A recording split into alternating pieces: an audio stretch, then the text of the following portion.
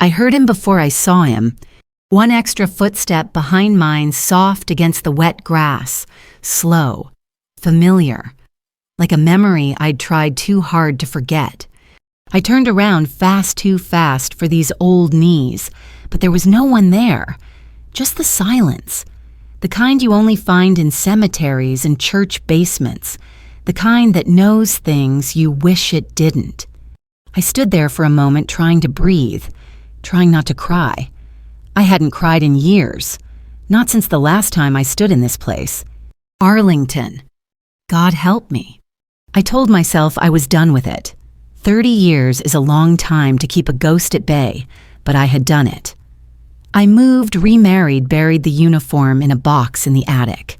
I stopped counting the names etched in stone. I stopped answering letters that came with Department of Defense logos. But this week, 3 nights in a row, I'd woken up in a cold sweat heart, pounding like gunfire with a name in my mouth I hadn't spoken aloud since 1978. Cody. That's why I came. Not for closure, not for patriotism. I came because the silence wouldn't let me sleep, and because I knew deep in my bones, in the part of me that never stopped being a soldier, that something was waiting for me here.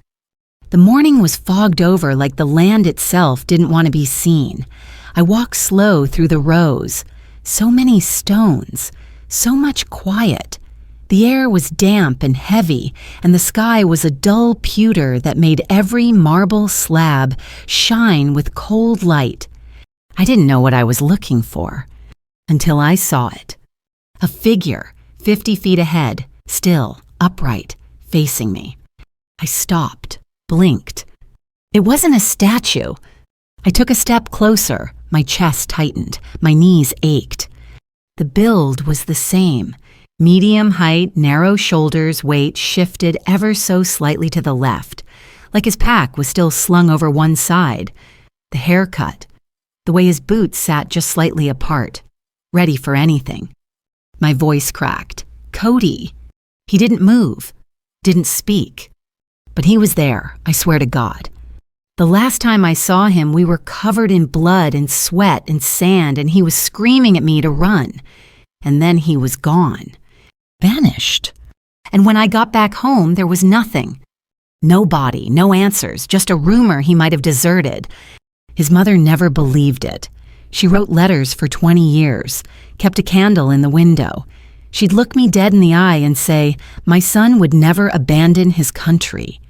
And I'd nod and lie through my teeth, because the truth I didn't know. I hadn't seen him die. I hadn't seen him live either. But I saw him now, standing in Arlington, in the fog, like he'd been waiting for me to come back and finish what I never had the courage to face. And somehow I knew this wasn't about me. This was about her, his mother. The first time I met Cody Jensen, he was 20 years old and cocky as hell, too skinny for the uniform, too loud for the desert. But there was a kindness in his eyes that most soldiers lost by the second deployment. We were stationed together at Camp Rhino, southeast of Kandahar, 1978. Our unit had a bad habit of drawing the short straw. Recon runs in hostile zones, supply escorts through mined terrain, casualty retrieval under fire. The kind of assignments that built legends or broke people. Cody wasn't built to be a legend. He was built to save lives. Field medic. Green as hell, but smart, fast, and too damn stubborn to follow protocol. He'd sprint into a hell zone if it meant dragging out a bleeding kid, and more than once he did. He talked about his mother like she was made of gold, said she raised him alone on a goat farm in Wyoming, said she could shoot straighter than any man he knew and never missed Sunday dinner. He wrote her twice a week, kept her photo tucked behind his dog tags, worn down at the corners from his fingers, brushing it every night before lights out. Me, I wasn't soft like that. I kept my distance. Cody didn't. He had this way of disarming people, not with charm, but with honesty. And once you let him in, he stayed. The last mission we ever went on together was supposed to be a simple check-in. That's how they sold it. Intel said a local village might be harboring insurgents. Nothing solid, just a sweep, in and out, minimal contact. But nothing in that valley was minimal. We were halfway through the recon when the first shot rang out, then another. Mortar fire, screams, dust and shrapnel filled the air. Our lines scattered. Chaos. I hit the ground and rolled behind a ruined wall. Cody was 3 yards ahead, dragging a corporal with a shattered femur. I shouted at him to get down. He shouted back, "I got him, just cover me." Then came the explosion. Flash, heat, silence. When my hearing came back, Cody was gone. I ran toward where he'd been adrenaline numbing the pain in my leg, but there was nothing. Just scorch marks and a twisted smoking helmet that wasn't his. We searched for hours, days, but no sign. They ruled it MIA, missing in action. But rumors spread like wildfire. Some said he cracked under pressure, that he couldn't take it, that he ran. I knew better. I felt it in my gut that Cody didn't run. He wouldn't do that to his brothers, and he'd never do that to his mother. But feelings don't count for much in a military report. The Army forgot about Cody Jensen in 3 months, folded him into a statistic, a line on a spreadsheet. But his mother never did, and neither did I. Even if I tried, even if I wanted to, because the last thing he ever did was push me out of the blast zone. And maybe that's the part that's haunted me all these years. Not just that I lost him, but that I lived because of him. She was waiting for me when I got back. Not at the base, not at the ceremony, not in any official capacity. Just one winter afternoon, 2 months after the incident, I came home to a folded lawn chair on my front porch, and her sitting in it like she belonged there. Ellen Jensen.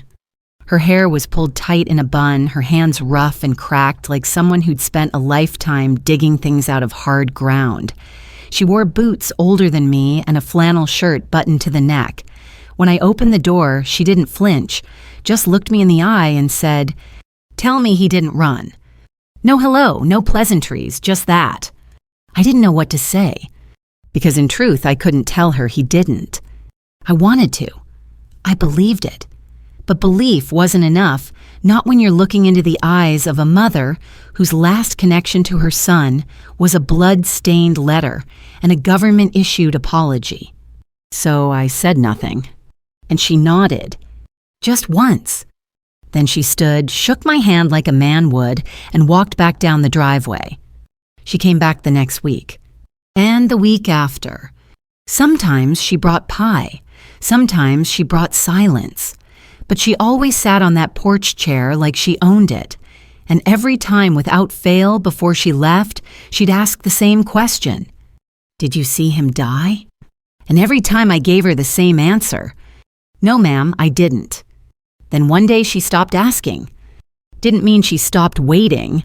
For decades, she sent letters to bases to the Pentagon, to people who hadn't worn uniforms in 30 years. She left a porch light on every night. Cody's room stayed the same bed, made boots by the door dog tags laid neatly on the nightstand, like he might walk in any second and need them. There was a bulletin board in her hallway with clippings, maps, printouts, and blurry satellite images. She believed he was alive, somewhere, maybe taken, maybe lost, maybe hiding, but not dead, never dead. I visited her less and less as the years went by. Too busy, too guilty, too damn cowardly. And when I did go, I lied. Said I was fine. Said I hadn't heard anything. Said I was doing well. What I didn't say was that I saw him in my dreams. That I still woke up sweating with his name on my tongue. That there were nights I'd sit on my porch with a bottle in one hand and a pistol in the other, staring out into the dark, half wishing he'd show up just to end the silence. Because guilt doesn't die with time.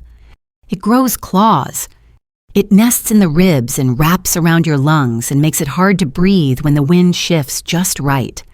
And her face, that woman's face, was like a mirror I couldn't look into for too long. She never blamed me, not once. But I did, every damn day, because I should have pulled him back, because I should have yelled louder, because I should have done something, and I didn't. And 30 years later, she still had hope. And me, I just had ghosts. Arlington doesn't speak in words, it speaks in weight. The kind that hangs from your shoulders, the kind that settles into your spine and reminds you what you've lost before you even remember why you came. I walked through the rows in silence. Each headstone identical, clean, white, blunt. No room for personality, no room for stories, just names, ranks, and dates. Like any of that could ever sum up a man's life. The fog had thickened. I couldn't see more than 10 feet ahead, but I didn't need to. My body moved on memory, boots crunching over damp gravel air sharp in my lungs, every breath tasting like old paper and ghosts. And then I stopped, because he was there again. Same place, same stance. Still not moving, but closer this time. Close enough that I could see the edges of his face, the jawline, the curve of his cheek, and those eyes, Jesus, those eyes. He looked exactly the same. Like 1978 had hit pause and just left him standing here waiting. I didn't speak, not right away. My throat had closed up and my knees weren't sure whether to run or collapse. The years fell off me like dead leaves. I was 43 again, covered in blood and sand and screaming his name into smoke. I took a step forward. He didn't flinch. I took another. Still nothing. But the air got colder, like walking into a freezer or a church that hadn't been opened in years. I whispered his name. Cody. And this time he nodded. Just once. Not dramatic, not eerie, no thunder or trumpet blasts. Just a quiet, almost human gesture like someone saying, I hear you. And something in me cracked. I wanted to ask him 1,000 things. Where he'd been. What happened. Why now? Why me? But the words wouldn't come. Because deep down, I already knew the answer. This wasn't about war or memory or even about me. This was about her. His mother. He couldn't rest because she couldn't. And he'd waited through decades, through silence, through every prayer she mumbled into the kitchen sink for someone to tell her the truth. He didn't run. He didn't betray her. He saved us and died for it, alone. Unseen, unburied. Forgotten by the people who should have remembered him most. But not by me, and not by her. I took a step closer. He vanished. Just like that. No sound, no scream, no cinematic dissolve. One moment he was there, solid as stone, and the next, nothing but fog. I stood there a long time, long enough that the cold worked its way into my bones and my joints started to ache, long enough for the sun to threaten to rise behind the clouds. And I knew what I had to do. I didn't need proof. I didn't need photos. I needed courage, the kind I hadn't had when he died. I needed to go to Wyoming.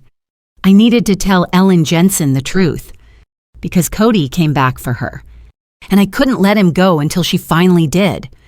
I didn't fly, I drove. 14 hours behind the wheel of a truck that smelled like old leather and second chances. I didn't tell anyone where I was going, didn't pack much. Just my boots, my medals still in the box I never opened, and a worn-out file I hadn't touched in decades. Somewhere along I-80, I pulled off at a truck stop, sat in the dark with a cup of coffee going cold in my hands, staring down at the last letter Cody ever wrote. It wasn't addressed to me. It was to her. His mother. I found it the day after the blast. It was sealed, folded tight, shoved into a side pocket of his duffel bag, one of the few things we recovered from that God-forsaken mess. The letter was smudged, but legible. And I never delivered it. I told myself there wasn't enough proof he was dead, that maybe he was still out there, that giving her the letter would be like pulling the trigger myself. But that was a lie. The truth was, I didn't want to be the one to end her hope. So I kept it. For 30 years.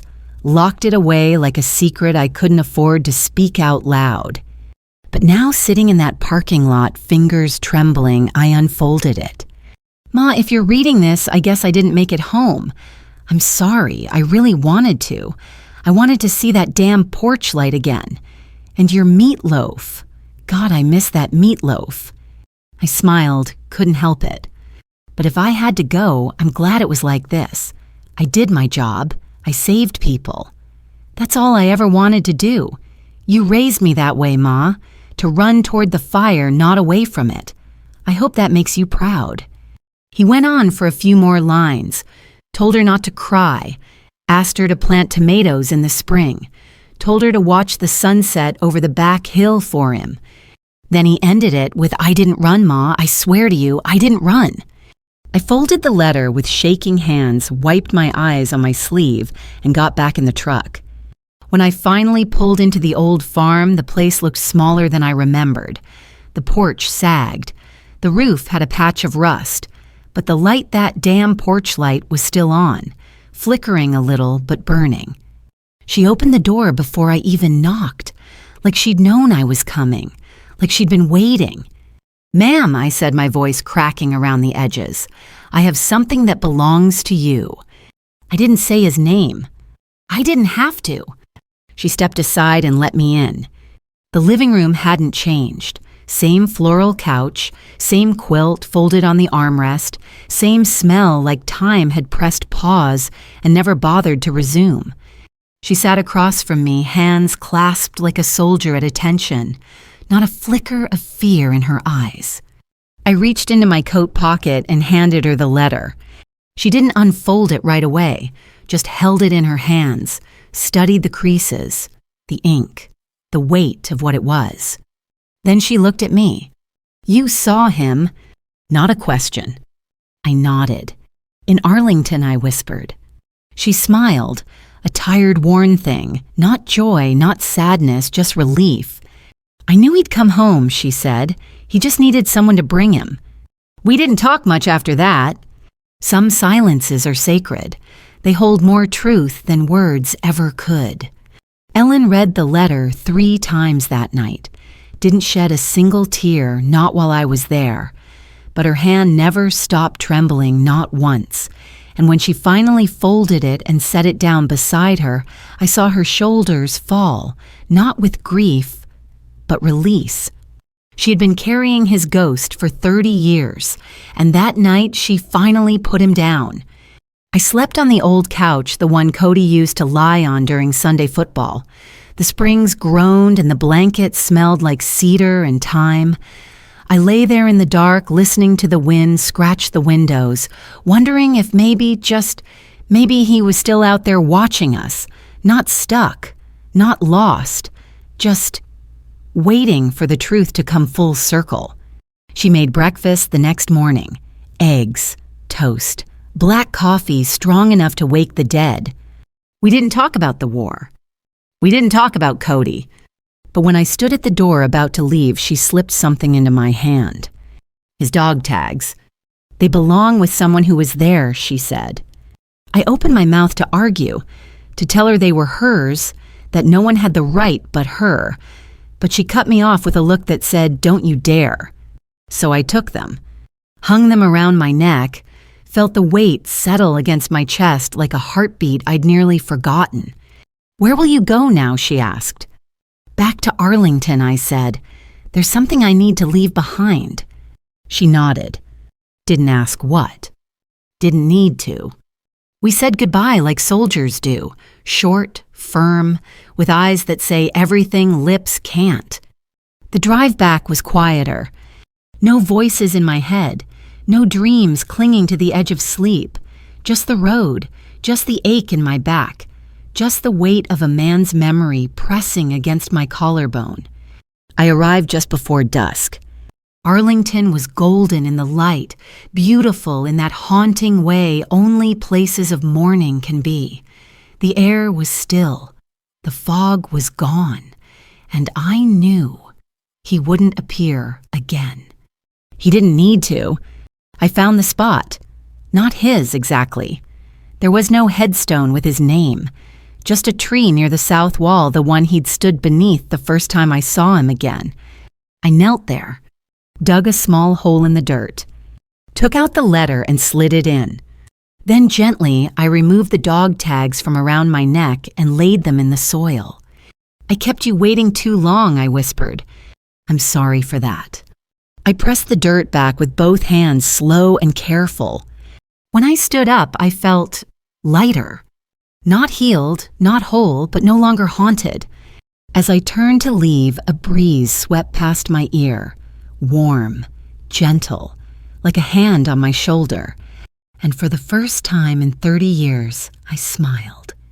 I don't know if I believe in ghosts, not the kind that rattle chains or whisper through walls, but I believe in presence. I believe some souls stay behind not out of fear or vengeance, but out of duty. Cody was always the kind to finish what he started, even in death. And now, after all this time, he'd finally been heard, a truth spoken, a burden lifted. He could let go, and so could I. I stood at the gates of Arlington one last time. The sun was beginning to set, casting long shadows across the rows of white marble. It was quiet, so quiet I could hear the crunch of gravel under my boots, like a whisper through time. I paused before leaving, looked back, one last glance. I didn't expect to see anything, but there he was. Not as a full figure, not like before, just a shimmer, a suggestion, a moment in the corner of my eye, and that was enough. He didn't wave. He didn't speak, but I could feel at peace. That heavy silence that once weighed me down now felt like an exhale. I saluted him. Not out of protocol, not out of habit, but out of love. And then I walked away. I went back to the house after that, cleaned up the attic, took the uniform out of the box, held it for the first time in decades. I didn't put it on. Didn't need to. But I hung it up in the hallway, right where it belonged, beside Cody's photo, and the folded flag I'd once been too ashamed to accept. People don't talk much about what comes after war. They like medals, speeches, fireworks, but they don't know what it's like to carry someone's memory in your chest like a second set of lungs. They don't know the kind of silence that follows you home, the kind that sleeps in the bed next to you, eats at your kitchen table, drives with you in the car. But maybe now, that silence can rest too. I don't go to Arlington often, once a year maybe, but I never leave empty-handed. There's always a letter, sometimes from me, sometimes from his mother who passed peacefully in her sleep last spring, still holding Cody's photo. I bury each letter beneath that tree, the one where he stood, the one that watches over the rows. And every time I whisper the same thing, "You did good, Cody. You came home." This isn't a ghost story, not really. It's a story about keeping promises, about finding the strength to speak the truth when no one else will, and about honoring the kind of bravery that doesn't fit on a medal. Some people die heroes, some die forgotten, and some, like Cody, just needed someone to remember. I remember, so help me God, I always will.